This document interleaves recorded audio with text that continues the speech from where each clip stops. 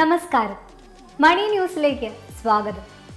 കുറച്ച് ദിവസങ്ങളായി സോഷ്യൽ മീഡിയയിലും വാർത്തകളിലും വൈറലായിക്കൊണ്ടിരിക്കുന്ന ഒരു വിഷയമാണ് 500 രൂപ മുടക്കി കോടീശ്വരനാകാം എന്നത്. കേൾക്കുമ്പോൾ തന്നെ അത്ഭുതം തോന്നുന്നില്ലേ? പല ആളുകളും ഇത് കേട്ട് പെട്ടെന്ന് ആവേശത്തിലായിട്ടുണ്ടാകാം. 500 രൂപ, വെറും 500 രൂപ മുടക്കിയാൽ കോടീശ്വരനാകാൻ പറ്റുമോ?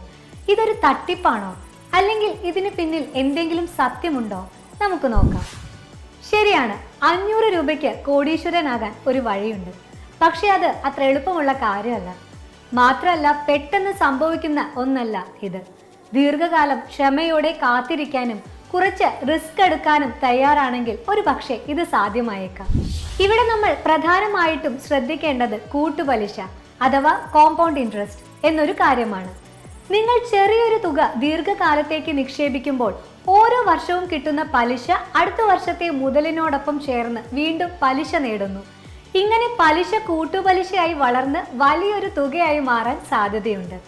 500 രൂപ നിക്ഷേപിച്ച് കോടീശ്വരനാകാൻ സാധ്യമായ ഒരു വഴി സിസ്റ്റമാറ്റിക് ഇൻവെസ്റ്റ്മെന്റ് പ്ലാൻ ആണ്. ഓരോ മാസവും ചെറിയ തുക മ്യൂച്വൽ ഫണ്ടുകളിലോ അല്ലെങ്കിൽ ഓഹരി വിപണിയിലോ നിക്ഷേപിക്കുന്നതിനെയാണ് SIP എന്ന് പറയുന്നത്. ഇവിടെ 500 രൂപ ഒരു ചെറിയ തുടക്കം മാത്രമാണ്. നിങ്ങൾ എല്ലാ മാസവും കൃത്യമായി ഒരു തുക നിക്ഷേപം ചെയ്യണം. ഇനി എത്ര വർഷം എടുക്കും കോടീശ്വരനാകാൻ? അതാണ് അടുത്ത ചോദ്യം. ഇത് പൂർണ്ണമായും നിങ്ങളുടെ നിക്ഷേപം എത്രത്തോളം വളരുന്നു എന്നതിനെ ആശ്രയിച്ചിട്ടായിരിക്കും. ഓഹരി വിപണിയിലെ സ്ഥിരതയില്ലാത്തത് കാരണം കൃത്യമായ ഒരു സമയം പറയാൻ സാധിക്കില്ല. ചിലപ്പോൾ 20 വർഷം എടുത്തേക്കാം, ചിലപ്പോൾ അതിൽ കൂടുതൽ എടുത്തേക്കാം. മാത്രമല്ല, നിക്ഷേപം നഷ്ടപ്പെടാനുള്ള സാധ്യതയുമുണ്ട്.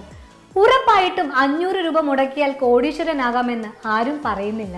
നിങ്ങൾ വളരെ ചെറുപ്പത്തിൽ തന്നെ നിക്ഷേപം തുടങ്ങുകയും ദീർഘകാലം ക്ഷമയോടെ കാത്തിരിക്കുകയും കുറഞ്ഞത് റിസ്ക് എടുക്കാൻ തയ്യാറാകുകയും ചെയ്താൽ ഒരു പക്ഷേ ഇത് സാധ്യമായേക്കാം.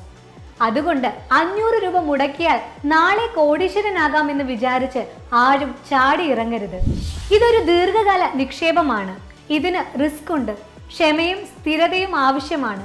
നിങ്ങൾക്ക് കൂടുതൽ അറിയണമെങ്കിൽ സാമ്പത്തിക കാര്യങ്ങളെക്കുറിച്ച് നന്നായി പഠിക്കുക, വിദഗ്ധരുമായി സംസാരിക്കുക. ഈ വീഡിയോ ഇഷ്ടമായെങ്കിൽ ലൈക്ക് ചെയ്യാനും കൂടുതൽ ഇൻഫോർമേറ്റീവ് വീഡിയോകൾക്കായി ചാനൽ സബ്സ്ക്രൈബ് ചെയ്യാനും മറക്കല്ലേ. നന്ദി.